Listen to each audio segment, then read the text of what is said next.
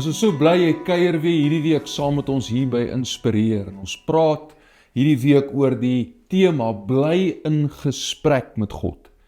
Ek lees vir jou Hebreërs 4 vers 16. Laat ons dan met vrymoedigheid na die troon van genade gaan, sodat ons barmhartigheid kan verkry en genade vind om op die regte tyd gehelp te word.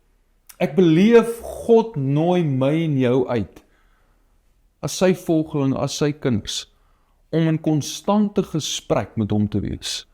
Hy nooi ons uit, om na sy troon van genade te kom. En het is belangrik dat ek en jy fokus op hierdie woordjie, genade. Dit wat ons is, dit wat ons het, is sy genade. Genade beteken in kort, onverdiende guns. Ek en jy kan dit nie verdien nie. Maar dis uiteindelik die storie van die kruis, dat God ons, feilbare mense nooi, om konstant in gesprek met hom te wees.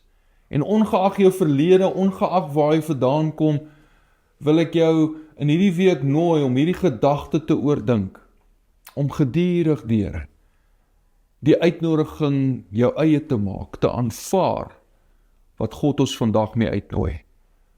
Kom, laat ons met vrymoedigheid na die troon van genade kom, sodat ons op die regte tyd, God se regte tyd, gehelp kan word.